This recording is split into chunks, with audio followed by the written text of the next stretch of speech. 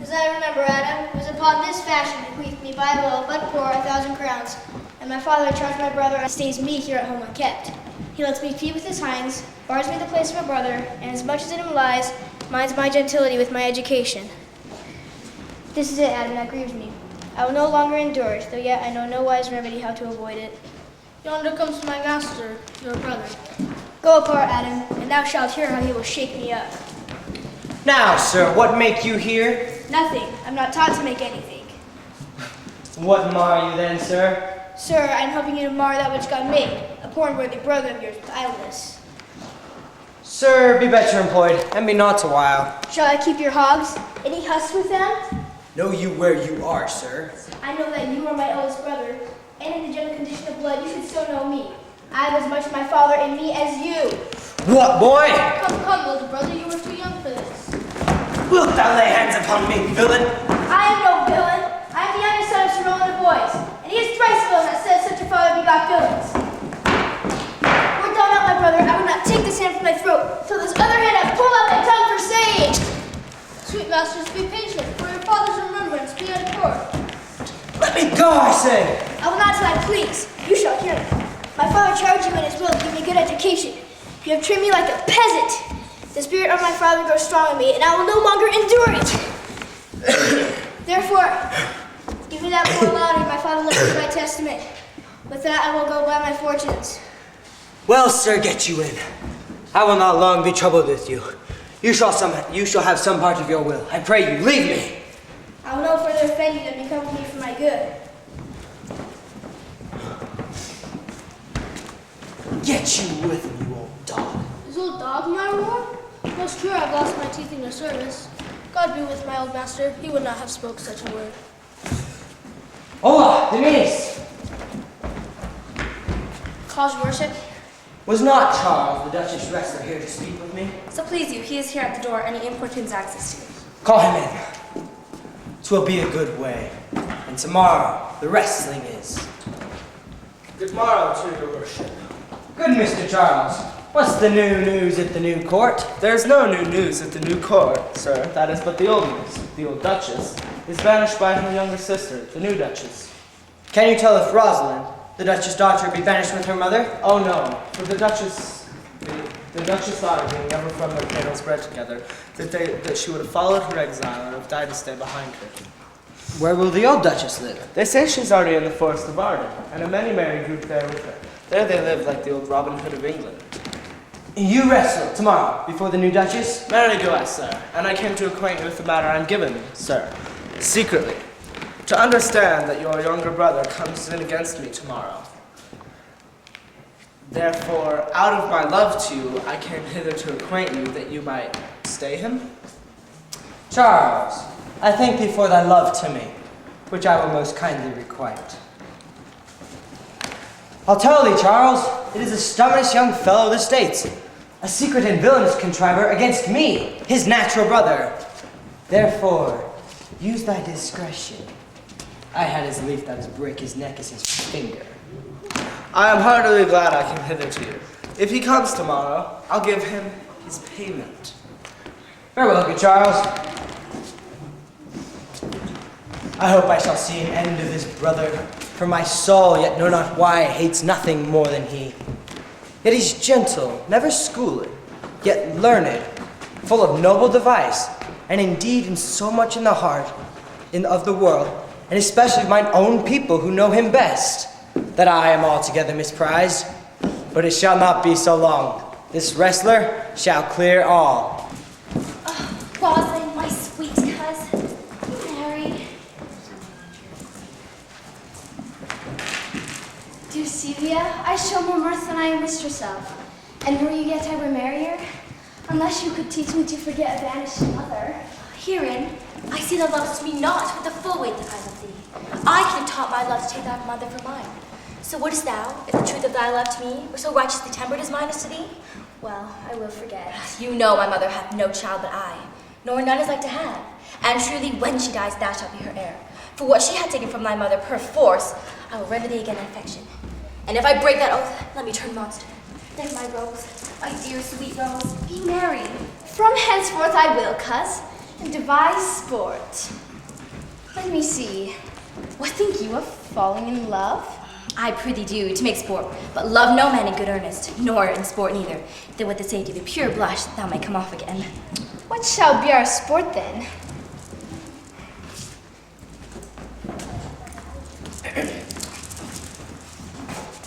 Mistress, you must come away to your mother.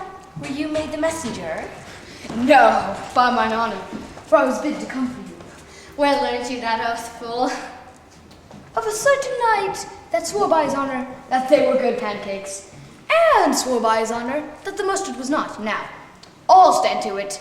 The pancakes were not, and the mustard was good. And yet not was this knight forsworn. How learned you that in the great heap of your knowledge? Stand you both forth now. Stroke your chins and swear by your beards that I am a knave. By our beards, if we had them, thou art. I, Mary, now unmuzzle your wisdom. If you swear by that, that is not, you are not forsworn. No more was this knight swearing by his honor, for he never had any. Or if he had sworn it away before he ever saw those pancakes or that mustard. Enough, you'll be whipped for taxation one of these days. The more pity that fools may not speak wisely, what wise men do foolishly. I might troth thou sayest true. Here comes Mistress LeBeau. With her mouth full of news. Good day, Mistress LeBeau. What's the news? Good princess, you have lost much good sport. Sports of what color? What color? How shall I answer you? As wit and fortune will. You amaze me. I would have told you of good sport, good wrestling, which you have lost the sight of. Yes, tell us the manner of the wrestling. I will tell you the beginning, and if it please you, you shall see the end, for the best is yet to do. And here, where you are, they are coming to perform it.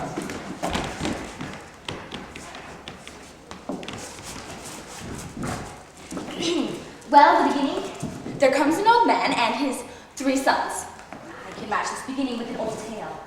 The elder of the 3 wrestled with Charles, the Duchess's wrestler, and Charles in a moment threw him and broke 3 of his ribs, that there is little hope of life in him. So he served the 2nd, and so the 3rd. Yonder they lie. With the poor old man, their father, making such pitiful dole over them that all the beholders take his part in weeping. Alas, it is the first time that I ever heard breaking of ribs was sport for ladies. Or I promise thee. Shall we see this wrestling, cousin? You must if you stir here, for here is a place appointed for the wrestling, and they are ready to perform it. Yes, let us stay and see it.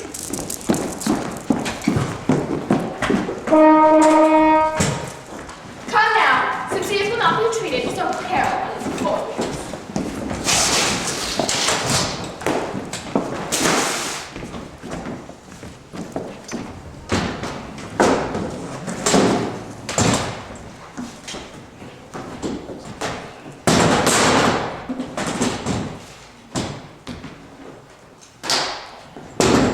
Is yonder the man? Even he, madam. Alas, he's too young, yet he works successfully. Come now, daughter and cousin. Are you contented to see the wrestling? Aye, my liege, so it please you give us leave. You will take Little's life and that companion. There are such odds in the man. In pity of a childish youth, I pray persuade him. But he will not be entreated. Speak to him, ladies. See if you can move him. Call him in, Mistress LeBeau. Do so. I'll not be by. Monsieur Challenger, the princess calls for you. I attend them with all respect and duty. Young man, have you challenged Charles the wrestler? No, fair princess, he is the general challenger. I come but in as others do to try within the strength of my youth. Young sir, your spirits are too bold for your years. We pray for your own sake to give over this attempt. Do, young sir. I beseech you, punish me not with your hard thoughts, wherein I confess me much guilt to deny so fair and excellent ladies anything. But let your fair eyes and gentle wishes go with me to my trial, wherein if I be foiled, there is but one shamed who is never gracious. If killed, one dead who is willing to be so. I shall do my friends no wrong, for I have none to lament me. The world, no injury, for in it I have nothing. Only in the world I fill up a place which may be better supplied when I have made it empty. The little strength that I have, I would adore with you, and mine to eke out hers. Where is this man now who desires to lie with his mother Earth? You have brought me after, you did not about me before. But come your ways. Now, Hercules, be thy speech, young man.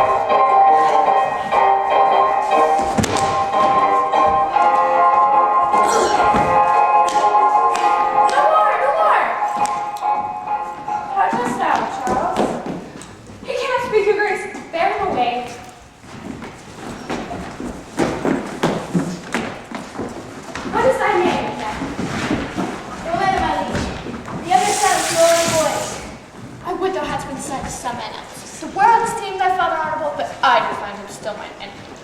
But farewell, thou art a gallant youth. As one your highness told me, I was not your father. I am more proud of you, Simone's son, his youngest son. I would not change thy calling to be adopted heir to Frederica. Were I my mother, cuz, would I do this? My mother loves Sir Roland as her soul, and all the world is on my mother's mind. Gentle cousin, let us not think and encourage him. Sir, you have well served. If you keep your promise, just as you kept all your promises, your mistress shall be happy. Gentlemen, wear this for me.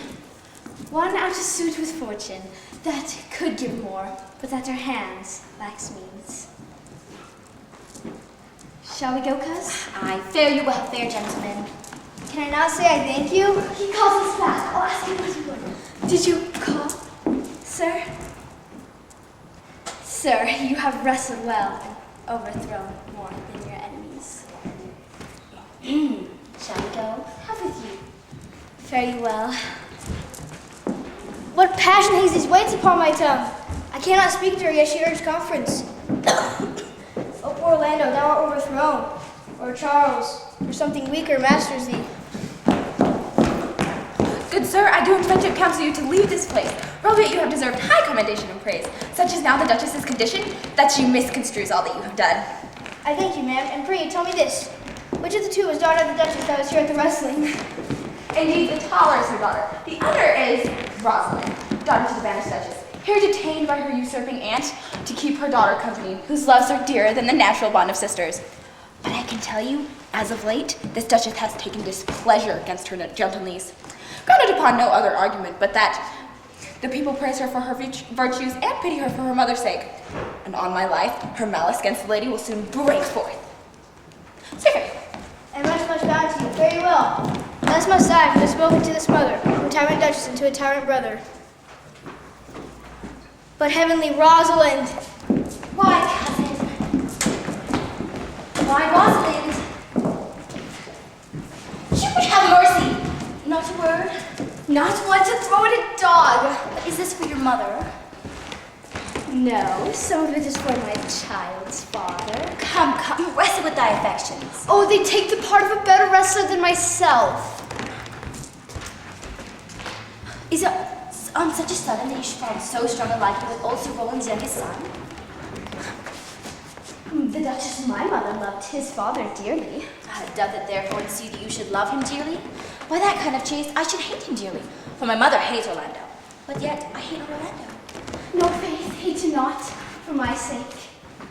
Look, here comes the Duchess, with her eyes full of anger.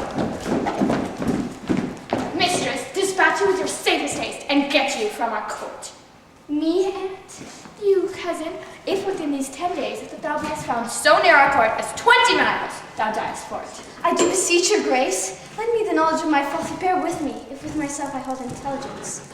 Did I offend your highness? Thus do all traitors. Thou art their mother's daughter, there's enough. So was I when your highness took her dukedom. So was I when your highness banished her. Treason is not inherited, my liege. What is that to me? My mother was no traitor. Dear sovereign, hear me speak. I, Celia, we stayed her for your sake, else had she with her mother ranged long. I did not have ensue to have her stayed. It was by your own choice. I was too young then to value her.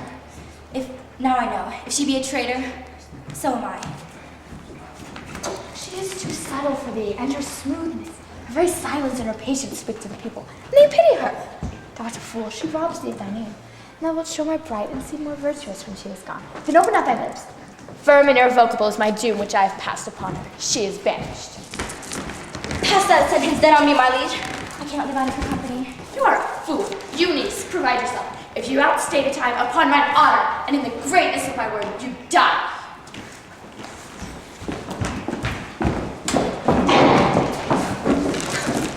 Oh, my poor Rosalind. Whither wilt thou go? Wilt thou change mothers? I will gladly give thee mine. I have more cause. Oh, thou hast not more cause. Knowest thou that the Duchess has banished her daughter, me? That she hath not. No, hath not. Rosalind then lacks the love that teaches her that she and I are one. Why, whither shall we go? We wish to go to the forest of Arden to seek out my aunt. Alas, what danger will it be to us, maids as we are, to travel forth so far? I will put myself in mean and poor attire, and with a kind of smirch my face, that we shall go along the road without stirring assailants. Were it not better that I did suit me all points like a man?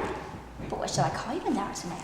I'll have no worse name than Jove's own page, and therefore, look, you call me Gavin. But what shall you be called? Something that hath a reference to my state. No longer Celia, but Aliena. But cousin, what if we essay to steal the clownish fool of your mother's court?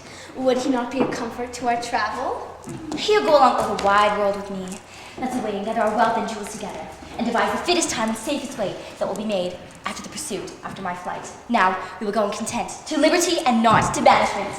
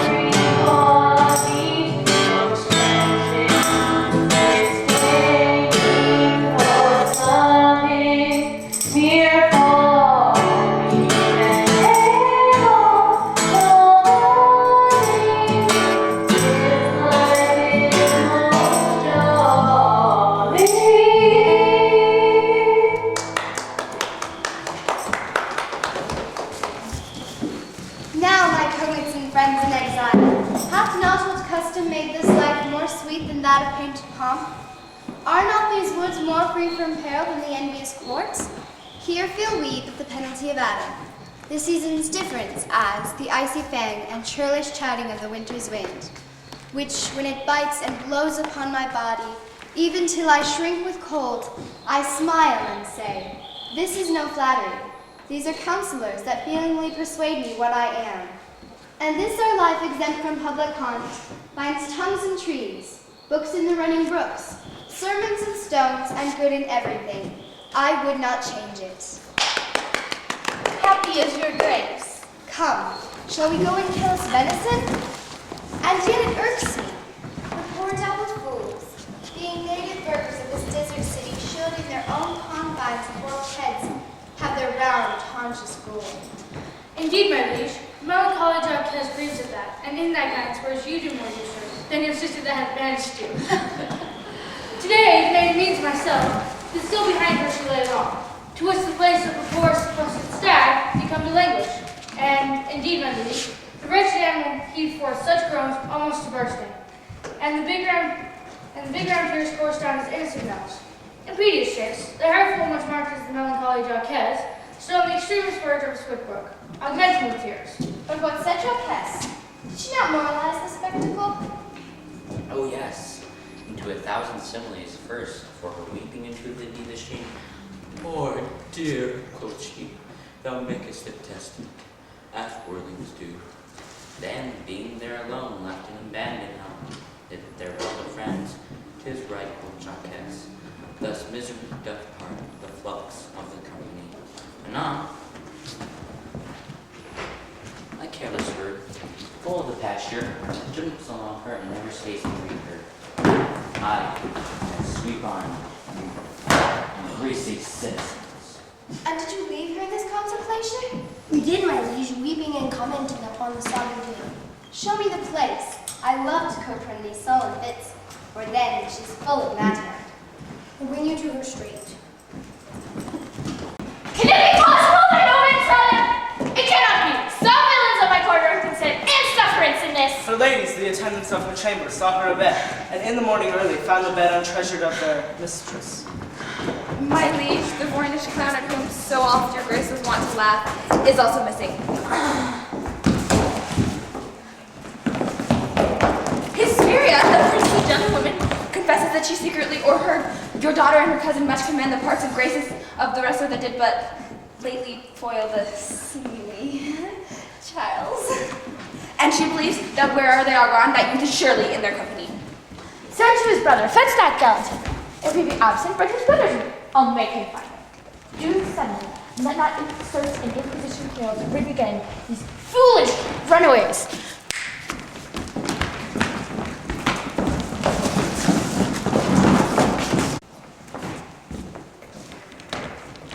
Who's there? What? My young master? Oh, my gentle master, oh, my sweet master. Why, what make you here? Why, what's the matter?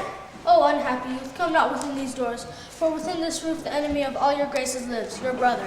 And this night he means to burn the lodging where he used to lie, and you within it. I overheard him and his practices. This is no house, this place is but a butchery. Abhor it, fear it, do not enter it. Why, whither, Adam? Wouldst thou have me go? No matter whither, so come you not here. What? Wouldst thou have me go and beg my food? Do not so. I have 500 gold coins, the thrifty hire I saved under your father. Here is the gold. All this I give you. Let me be your servant. Though I am old, yet I am strong. My age is as a lusty winter, frosty but kindly. Let me go with you. I will do the service of a younger man in all your businesses and necessities. Oh, good old man, how well in thee appears the constant service of the antique world. Come thy ways, we'll go along together, and ere we have thy youthful wages spent, we'll light upon some settled low content. Master, go on, and I will follow thee to the last gasp with truth and light. Oh, Jupiter, how weary are my spirits. I would care not for my spirits if mine legs were not weary. I could find it in my heart to disgrace my man's apparel and to cry like a woman. I pray you bear with me, because I cannot go further. For my part, I would rather bear with you than bear you. Well, this is the forest of Arden. I, now my in Arden. The more fool I. When I was at home, I was in a better place. But travelers must be content. I be so good, Touchstone. Look you who comes here, a young man and an old maid in solemn talk. That is the way to make her scorn you still. Oh, Coin, that thou knewest how I do love her. I partly guess, for I have loved ere now. No, Coin, being old, thou canst not guess. But if thine lover will like unto mine, as sure never a man did love so. How many actions most ridiculous hast thou been drawn to by thy fancy? Into 1,000 that I have forgotten. Oh, thou didst never love so heartily if thou rememberest not the slightest folly which thy love e'er did make thee run into. Thou hast not loved, or if thou hast not spoke, as I do now. Thou hast not loved, or if thou hast not broken from company abruptly, as my passion makes me. Thou hast not loved.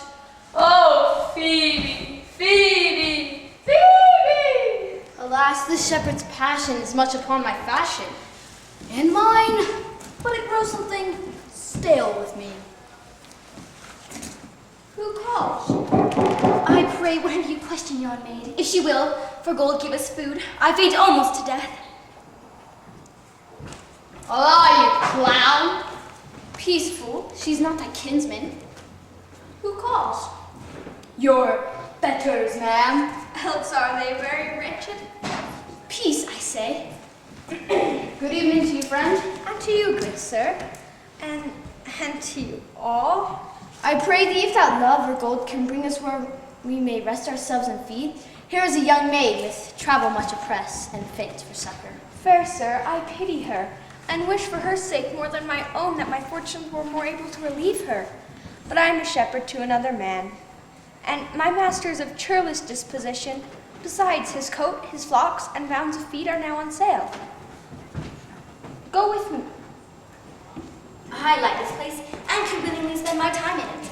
I pray thee, if it stand with honesty, buy thou the cottage pasture and the flock, and thou shalt have to pay for it of us. Go with me, if you like upon report, the soil, the flocks, and this kind of life. I will your very faithful feeder be.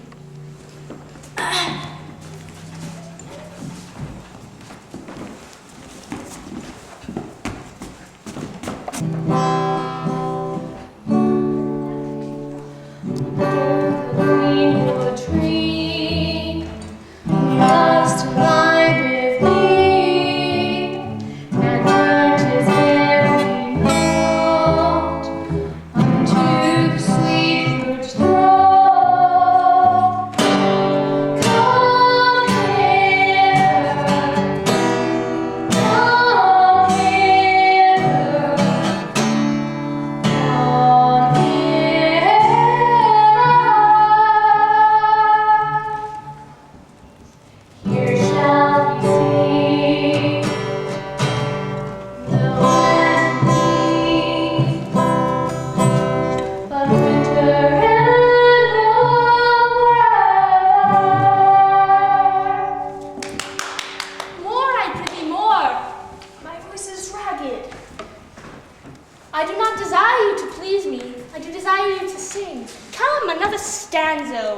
call you them stanzas? What you will, Mademoiselle Jacques. Nay, I cannot for their names. They owe me nothing. Will you sing? What you're requesting to please myself. Well, if I'll ever thank anyone, I'll thank you. But when a man thanks me heartily, methinks I have given him a penny, and he renders me the beggarly thanks. Come, sing, and you that will not, hold your tongues. Well, I'll then start. Ma'am, the Duchess hath been all this day to look for you. And I have been all this day to avoid her. She is too disputable for my company. Come, warble, come.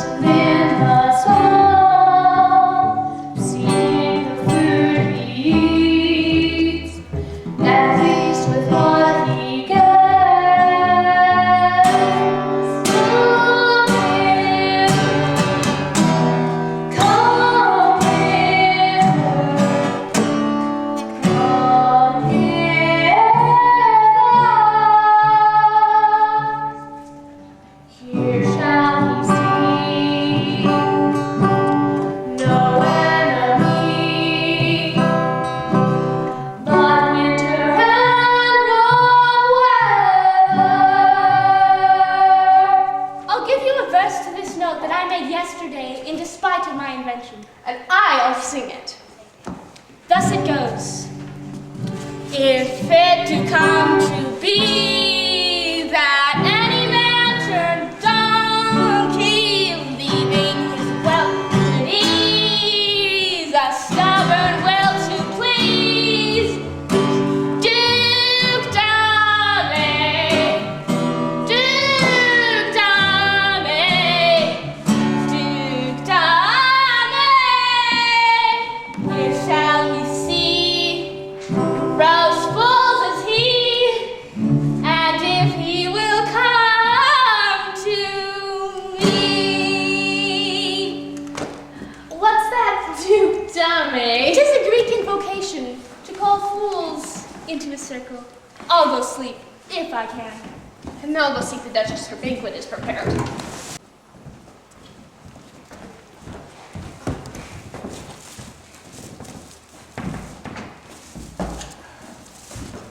Dear master, I can go no further. Oh, I die for food. If I down to measure up my grave. Farewell, kind master. Why, how now, Adam? No greater heart in thee? Live a little, comfort a little, cheer thyself a little. If this uncouth forest holds anything savage, I will either be food for it or bringer for food to thee. For my sake, be comfortable. Hold death a while at the arm's end. I will here be with thee presently. If I bring thee not something to eat, I will give thee leave to die. But if thou diest before I come, thou art a mocker of my labor. Well said. Thou lookest cheerly, and I'll be with thee quickly.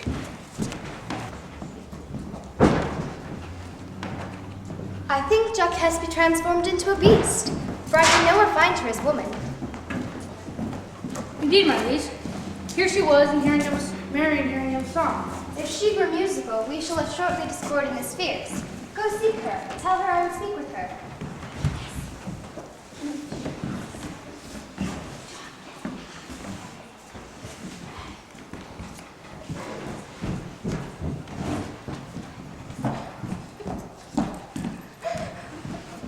She sings unbelievable by her own approach.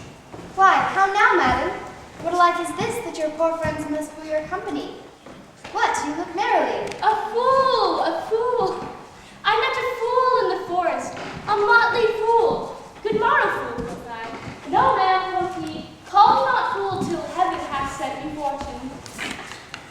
And then he drew a dial from his coat, and says very wisely, it is 10 o'clock. Thus we may see how the world wags. 'Tis but an hour since it was 9, and in an hour more 'twill be 11.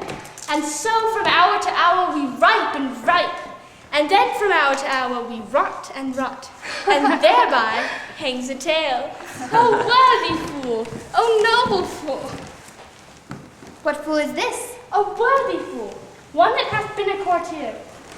He hath many strange places crowned with observation, the which he vents in mingled forms. Oh, that I were a fool! I am ambitious for a motley coat. Thou shalt have one. It is my only suit. I must have liberty. Invest me in my motley, and give me leave to speak my mind. And through, I'll cleanse the body of the infected world, if it will patiently receive my medicine. Forbear! I need no more!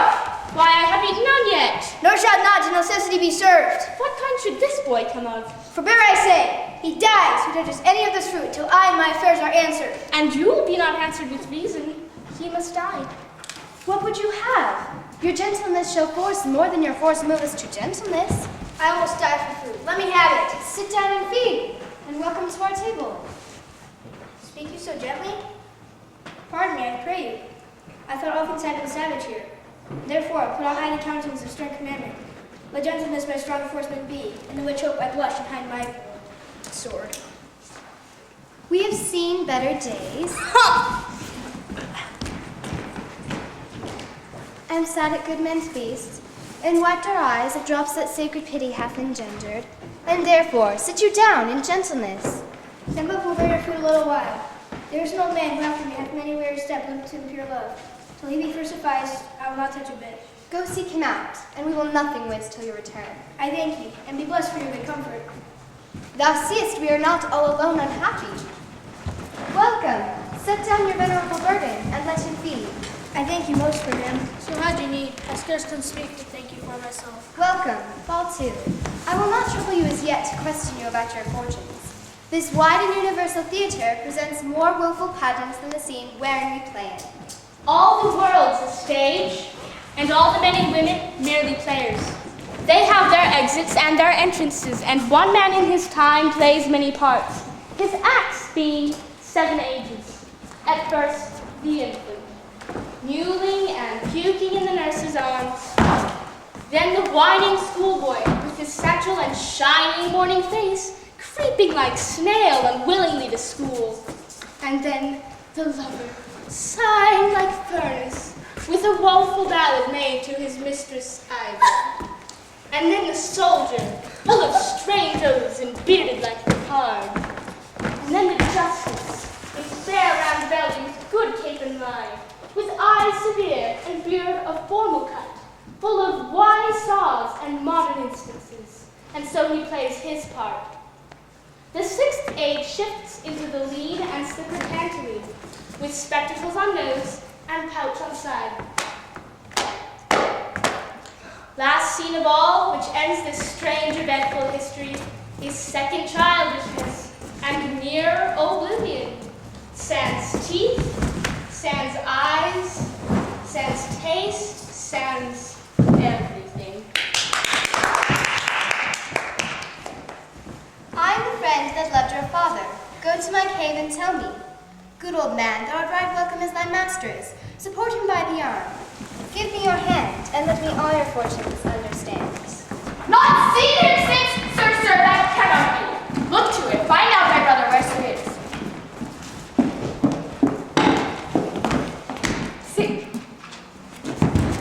Seek him with candle, bring him dead or living, within this 12 months, or turn now no more to seek a living in our territory.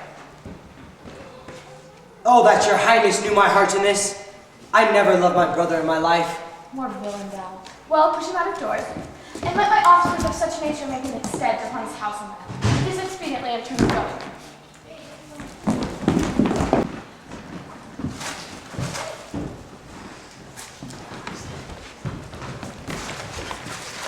Hang there, my verse, the witness of my love. And thou, thrice-crowned queen of night, survey with thy chaste eye from thy pale sphere above, thy huntress's name that my left doth sway. O Rosalind, these trees shall be my books, and in the barks my thoughts all character, that every eye which in this forest looks shall see thy virtues witnessed everywhere. Run, run, Orlando, carve on every tree, the fair, the chaste, and unexpressive she.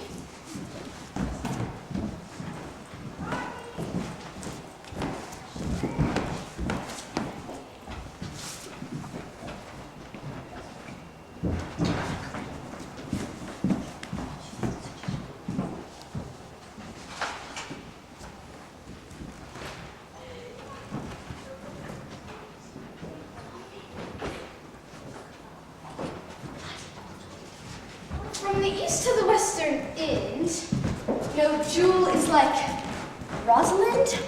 Her worth being mounted on the wind, through all the world bears Rosalind.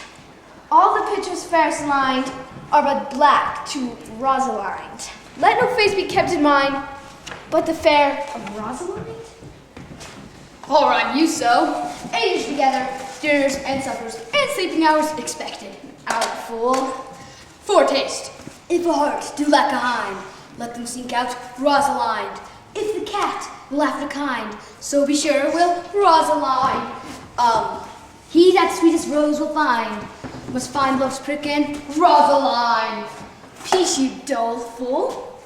These are the very false Gallop of verses. Why do you infect yourself with them? I found them on a tree. Truly, the tree yields bad fruit. Peace. Here comes my sister. Thus Rosalind in many parts by heavenly synod was devised, of many faces, eyes, and hearts, to have the touch's dearest prize. Heaven would that these gifts should have, and I to live and die her slave. O most gentle pulpiter. How now? That, friends, go up a little. Go with her, Sarah. Didst thou hear these verses? Oh yes, I heard them all and more too. Or didst thou wonder how thy name should be carved and hung upon all these trees? I was 7 of the 9 days out of the wonder before you came. For look here what I found on a palm tree.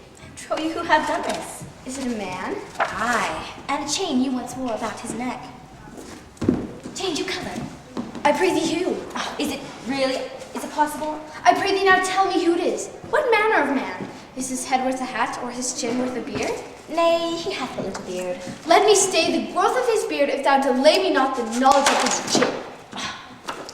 It is young Orlando that trippeth up the wrestler's heels in your heart both in an instant. I think 'cause 'tis he. Orlando! Alas the day! What shall I do with my Dublin hose? What did he when thou sawest him? What said he? How looked he? Where went he? What makes him here? Did he ask for me? Where remains he? How parted he with thee? And when shalt thou see him again? Answer me in one word. You must borrow me Gargantua's mouth first. But doth he know that I'm in the forest? And in man's apparel? Looks he as freshly as he did the day he wrestled? I found him under a tree like a dropped acorn. It may well be called Jove's tree when it drops forth such fruit. He was furnished like a hunter. Though it be a pity to see such a sight, it well becomes the ground. Lay there like a wounded knight. Oh, ominous, he comes to kill my heart! Cry out to thy tongue. Do you not know I am a woman? When I think, I must speak. Sweet sailor.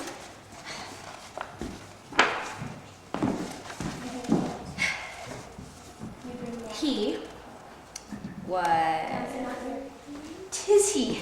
Slink by and met him.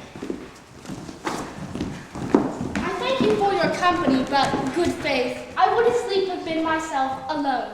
And so had I. And yet, for fashion's sake, I thank you too for your society. Heaven be with you. Let's meet as little as we can. I do desire we may be better strangers. I pray you, mar no more trees by writing love songs in their bark. I pray you, mar no more my verses with reading them ill-favoredly.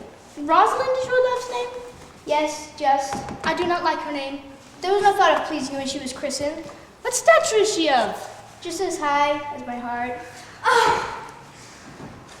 You are full of pretty answers, and you have a nimble wit.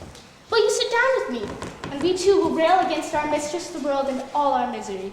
I will try no breather in the world but myself, against whom I know most faults. The worst fault you have is to be in love. 'Tis a fault I will not change for your best virtue. I am weary of you. By my troth, I was seeking for a fool when I found you. He's drowned in the brook. Look but in, and you shall see him. There shall I see mine own figure.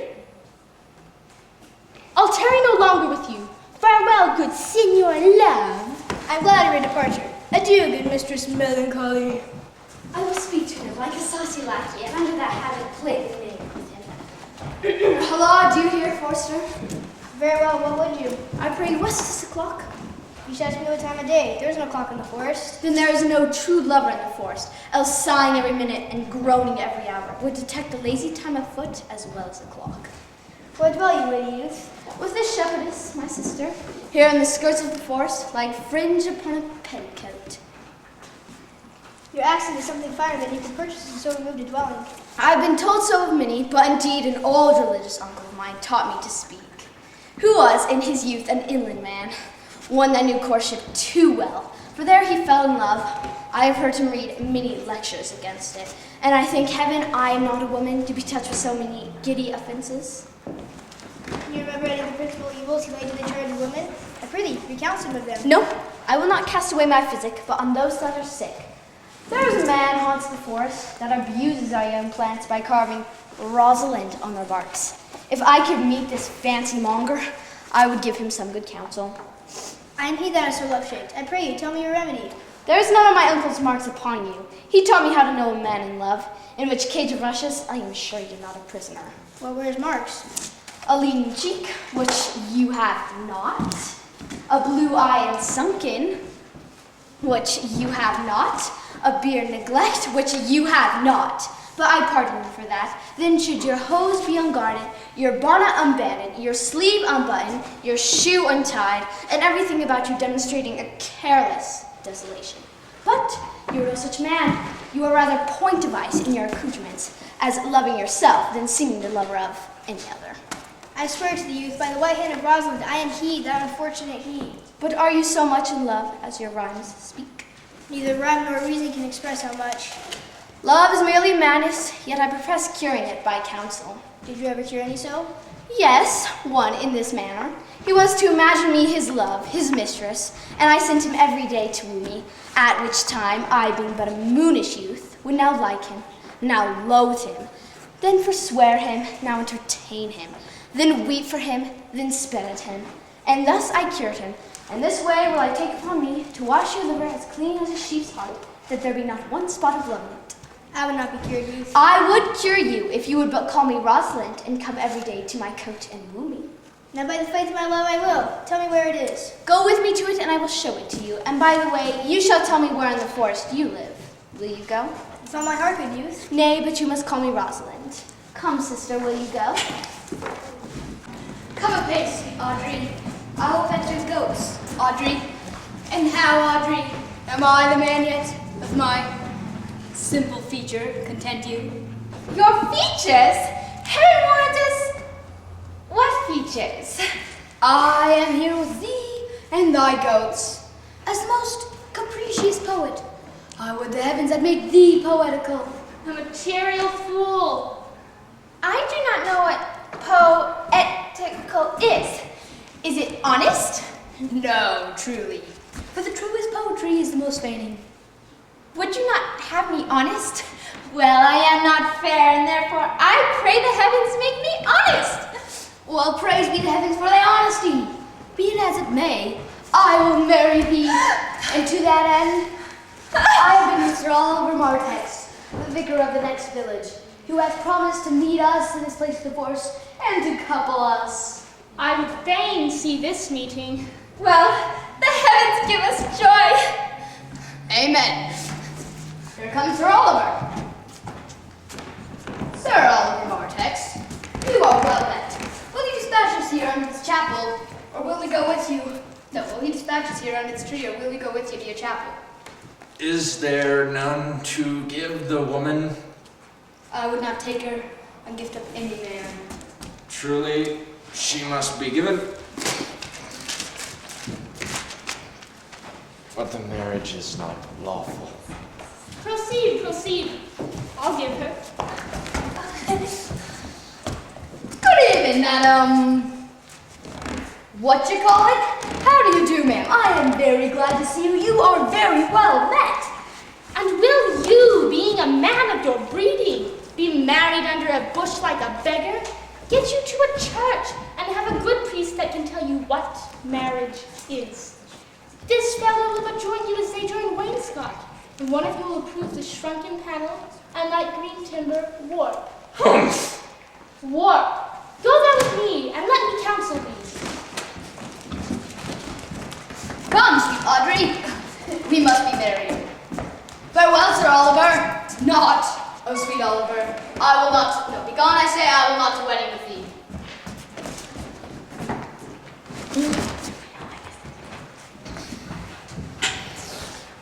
'Tis no matter.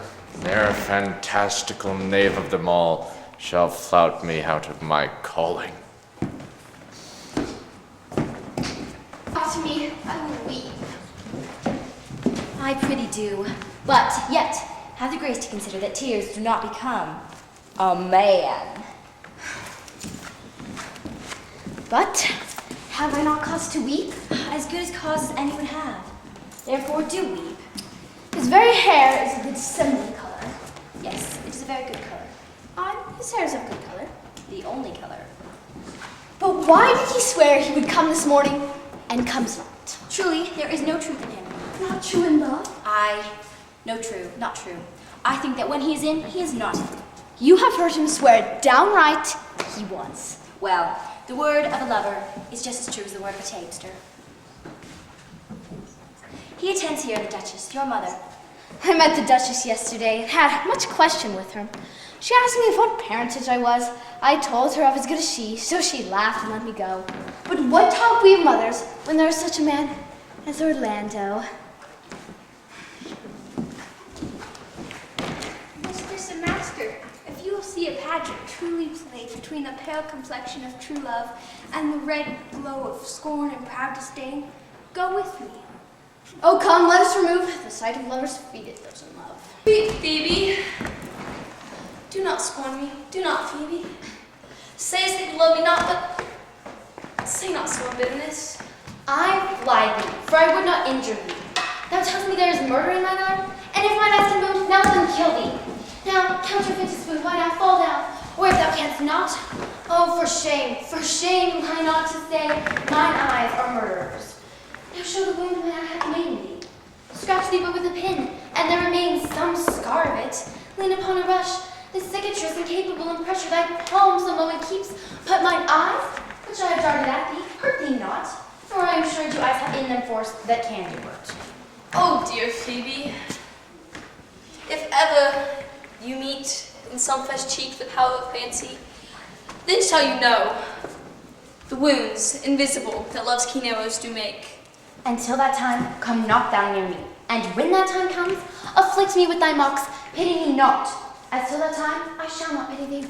And why, I pray you, who might be your mother, that you insult, exalt, and all at once, over the wretched? What, though you have no beauty, must you therefore be proud and pitiless? Why, what means this? Why do you look upon me? Odds my little life, she means to tangle my eyes too. No faith, proud mistress, hope not after it.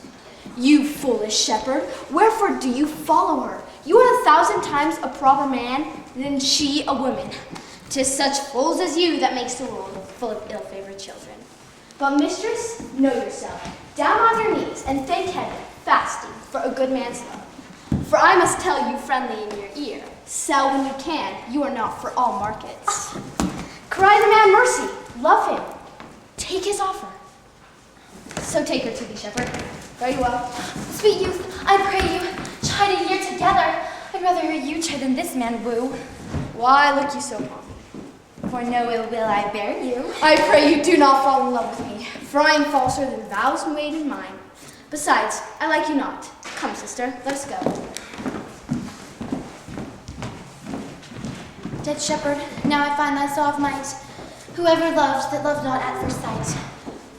Sweet Phoebe, Oh, what sayst thou, Sylvius? sweet Phoebe, pity me. I am sorry for thee, gentle Sylvius. Wherever sorrow is, relief would be. If you saw at my grief and love, then by giving love, your sorrow and my grief were both extermined. Thou hast, my love. Is not that neighborly? I would have you. Why, that were covetousness. Sylvius, the time was that I hated thee, and since it is not that I bear thee love, yet since thou canst talk of love so well, thy company, which erst was irksome to me, I will endure, and I'll employ thee too. So holy and perfect is my love. Lose now a scattered smile, and I will live upon it. Knowst thou the youth that spoke to me awhile? Not very well, but I have met him oft. He has bought the bounds and the cottage of the old Carlot, which once was master of. Think not I love him, though I ask for him. 'Tis but a peevish boy. Yet he talks well. Yet what care I for words? Yet words do well when he that speaks them pleases those that hear. It is a pretty youth, not very pretty, to fall in love with him. But for my part, I love him not, nor hate him not.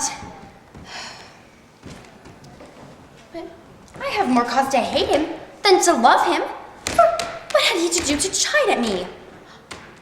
I'll write to him a very taunting letter, and thou shalt bear it. Wilt thou, Sylvius? Phoebe, with all my heart.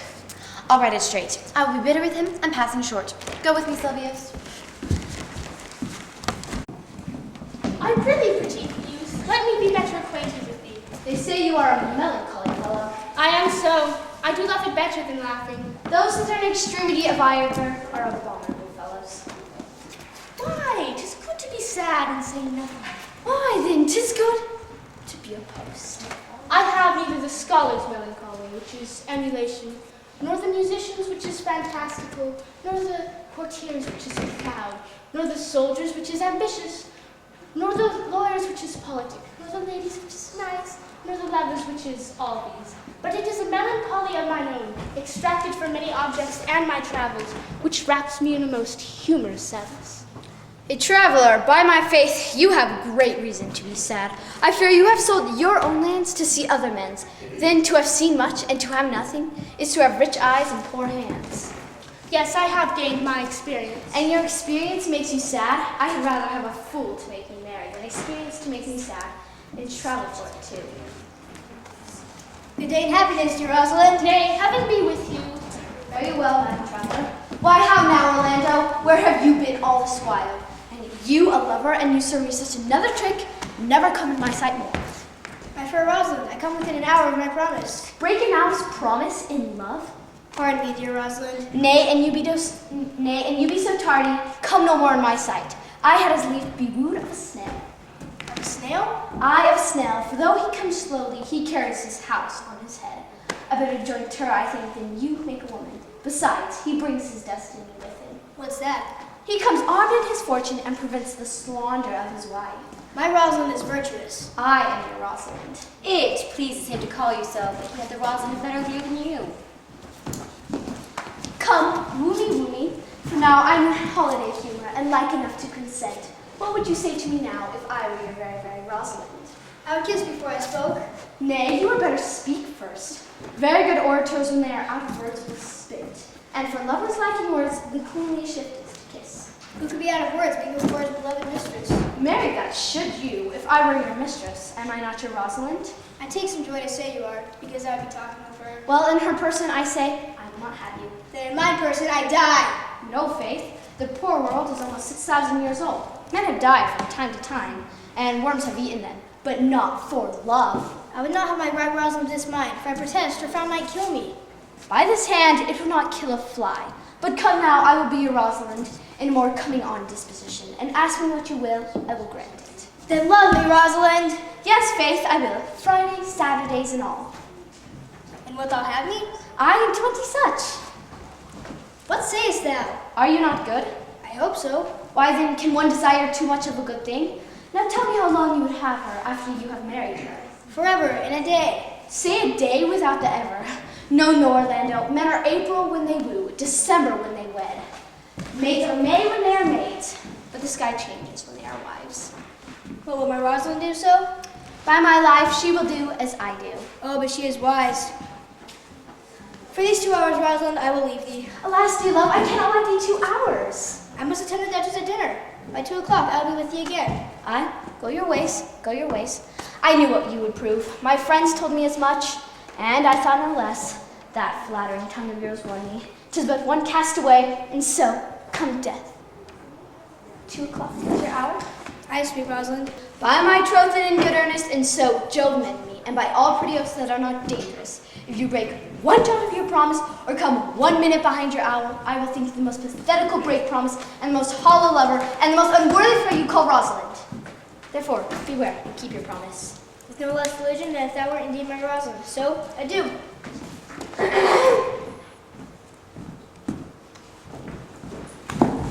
do. You have simply misused females in your love praise. Oh, cuz, my pretty little cuz, that thou didst know how many fathom deep I'm in love, but it cannot be sounded. My affection hath an unknown bottom. Oh, or rather, it is bottomless, that as fast as you pour affection into it, it runs out. No, I'm in love, I tell thee, Aliena. I cannot be out of the sight of Orlando. I'll go find a shadow and sigh till he come. And I will go and sleep.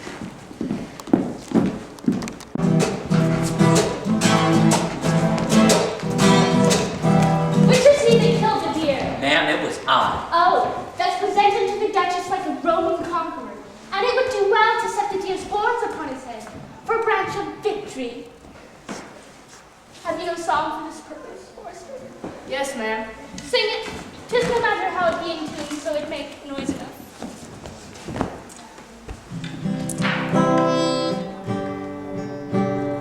What shall he have that killed the deer? His leather skin and horns to wear.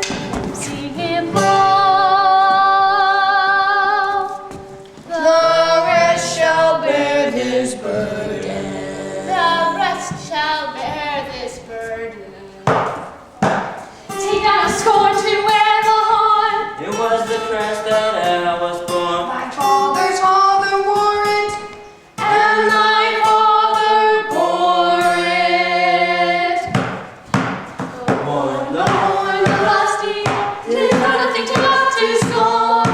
the horn, the horn, The lusty horn, 'tis not a thing to love to scorn. What shall he have that killed the deer? Then Sing him home.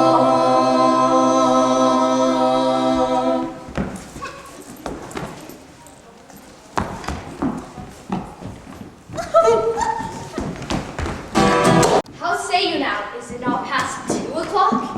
And here much Orlando? With a pure love and troubled brain, he had taken his bow and arrows and gone forth to sleep. Look, who comes here? My errand is to you, fair youth. My gentle Phoebe. Bid me give you this. I know not the contents, but I guess, by the stern brow and the waspish actions which she did use in the writing of it, it bears an angry tenor. But, pardon me, for I am but the guiltless messenger. Why write she so to me? Well, shepherd, well, this is a letter of your own device. I protest, Phoebe, write it. Come, you are a fool, and turned into the extremity of love. I say, she never did invent this letter. This is a man's invention and his hand. Sure, it is hers. She feeds me.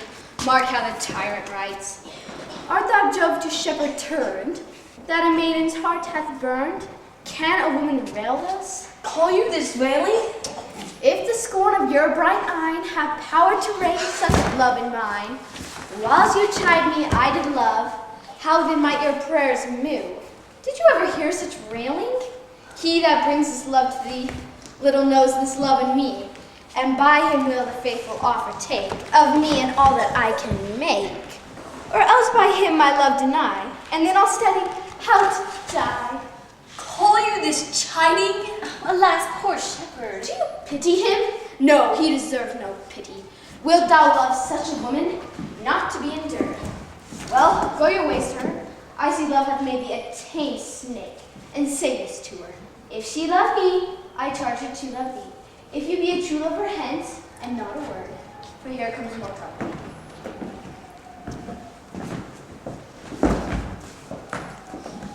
Good morrow, fair ones. Are not you the owner of this house? It is no boast being asked to say we are.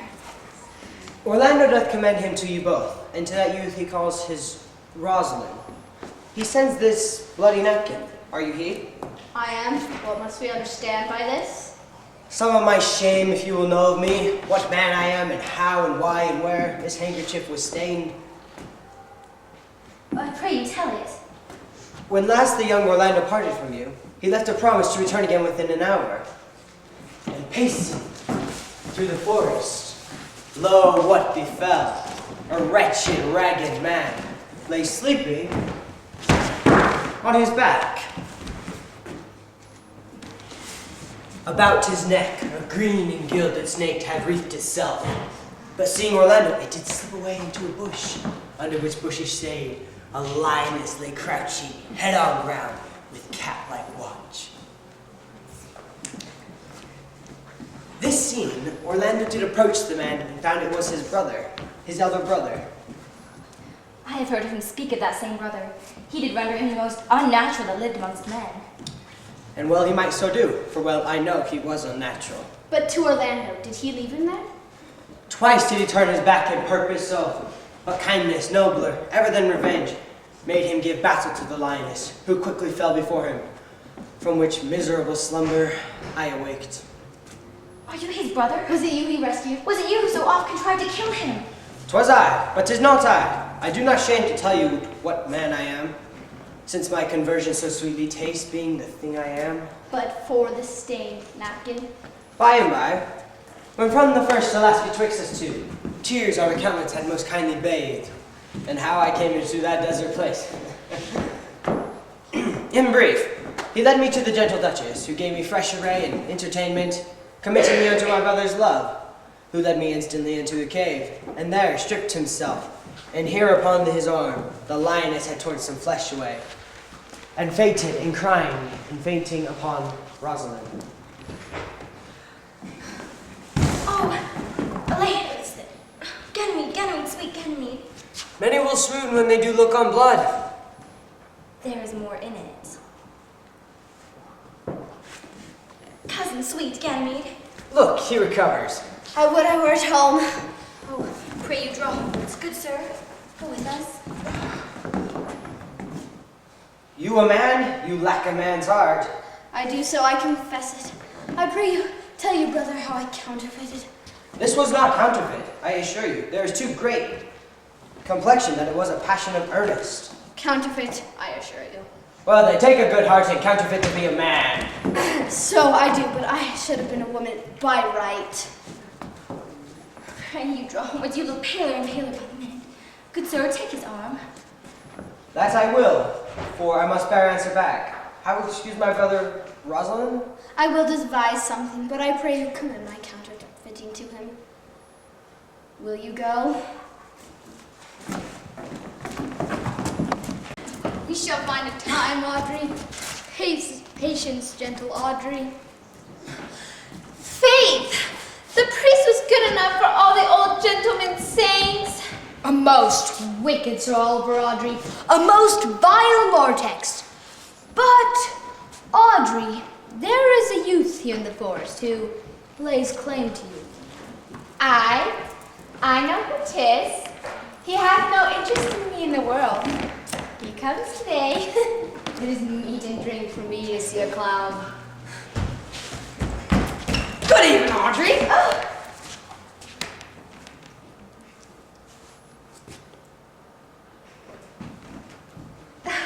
Good evening, William. Good evening to you too, sir. Good even, gentle friend.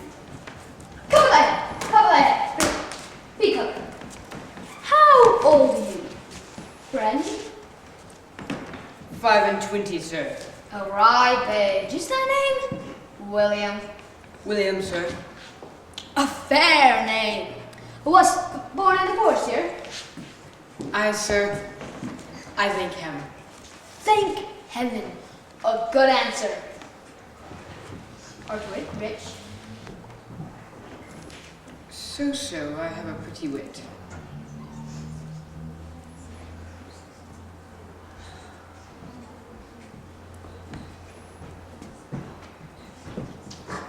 So is good. Very good. Very excellent good. And yet it is not. It is but so. Art wise? I, sir. I have a pretty wit. Why, thou sayest well. I do now remember saying, the fool doth think he is wise, and the wise man knoweth himself to be a fool. You do love this maid? I do, sir. Art thou learned? No, sir. Then learn this of me. To have is to have, for it is figure and torque that drink, being poured out of a glass into a cup by filling one doth empty the other. For all your writers do consent that Ipsy is he. Now, sir, you are not he, for I am he. Which he, sir? He, sir, that must marry this woman. Therefore, you clown, abandon, which in the vulgar is leave, the society, which in the bourgeois is company, of this female, which in the common is woman, which together is abandon the society of this female. Or thou clown, thou diest, or to thy better wit I kill thee. Make thee away, translate thy life into death, thy liberty into bondage I will deal, and poison with thee, or in steel I will ban thee with thee in faction. I will run thee with policy, I will kill thee 150 ways, therefore tremble and depart. Do good, William. God rest you, merry sir. Our mistress and master seek you. Come, away, away. Trip, Audrey, I tend.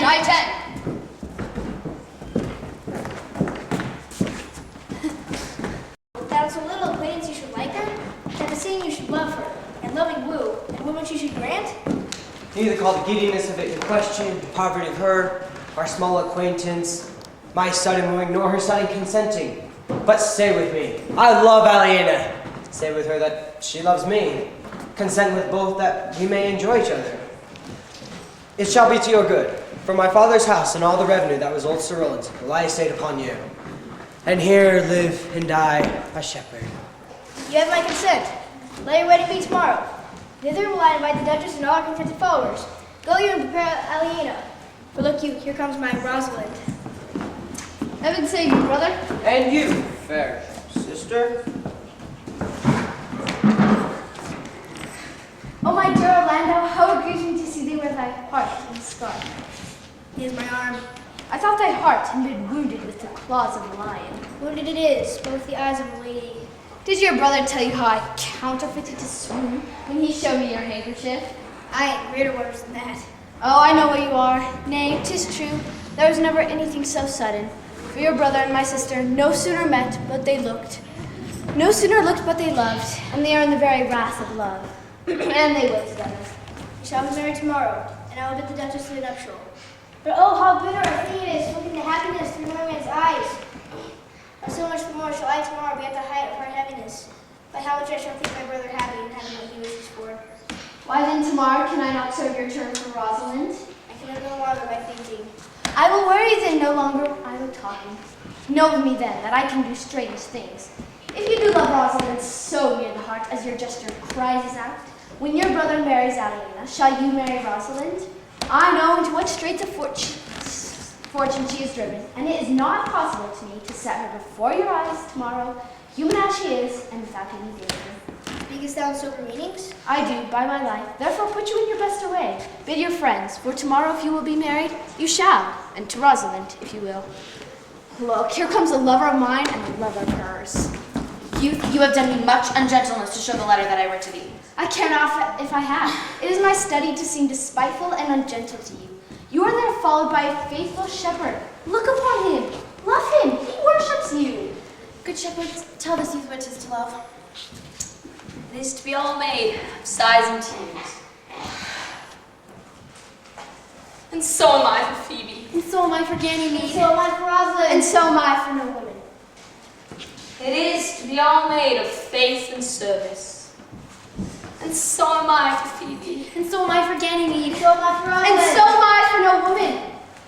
It is to be all made of fantasy, all passion, all wishes, all humbleness, all patience, and impatience, all purity, all trial, all obedience. And so am I for Phoebe. And so am I for Ganymede. And so am I for Rosalind. And so am I for no woman. If this be so, why blame you me to love you? If this be so, why blame you me to love you? If this be so, why blame you me to love you? Who do you speak to? Why blame you me to love you? To her that is not here, nor doth not hear. I pray you, no more of this. 'Tis like howling of Irish wolves against the moon. I will help you if I can. I would love you if I could. Tomorrow meet me all together. I will marry you if ever I marry woman. and I'll be married tomorrow. I will satisfy you, if ever I satisfy man, and you shall be married tomorrow. I will content you, if what pleases you contents you, and you shall be married tomorrow, as you love Rosalind meet, as you love Phoebe meet, and as I love no woman I'll meet. So fare you well, I have left your commands. I will not fail on my life. Nor I. Nor I. Tomorrow is the joyful day, Audrey. Tomorrow we will be married.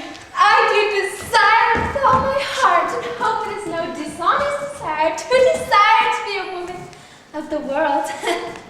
Here come the banished Duchess lords.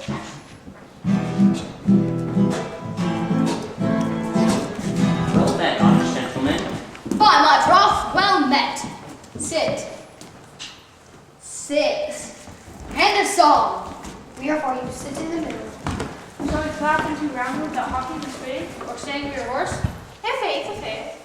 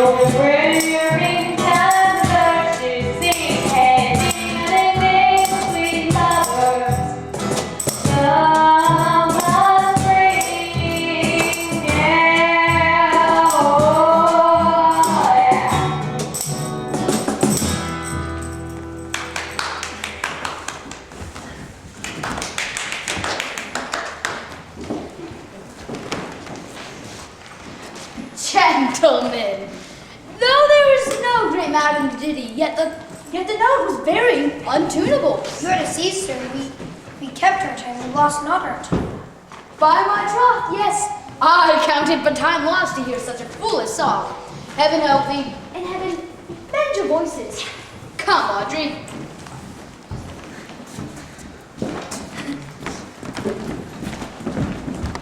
Dost thou, Orlando, believe the boy can do all this as he had promised? I sometimes do believe, and sometimes do not, as those that fear they hope and know they fear. I do remember in that shepherd voice some lively touches of my daughter's favor. My liege, the first time that I ever saw him, we thought he was a brother to your daughter. But my good lady, this boy is firstborn. There is sure another flood toward, and all these couples are coming to the ark. Here comes a pair of very strange beasts, which in all tongues are called fools. Salutation, and greetings to you all.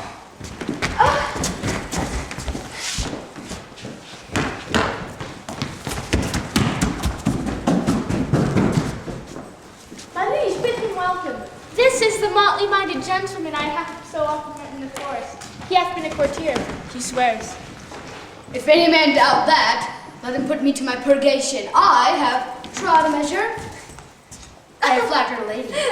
Like this fellow? I like him very well. Oh, heaven bless you, ma'am. I desire you of the like.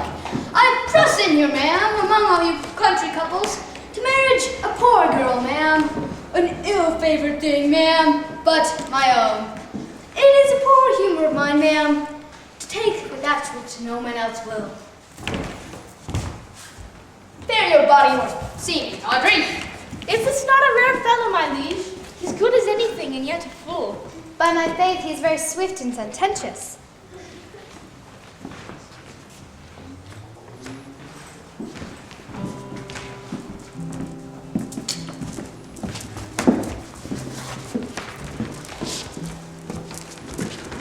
To you I give myself, for I am yours.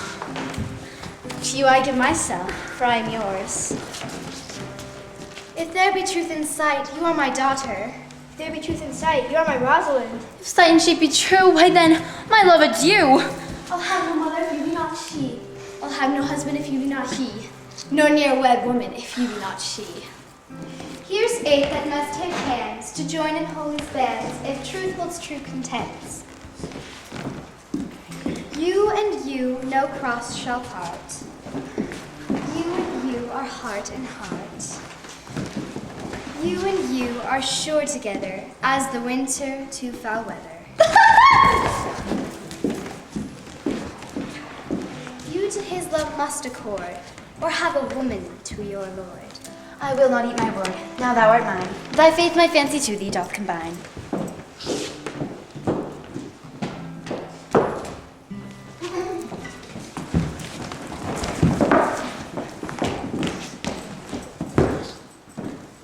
Let me have audience for a word or two.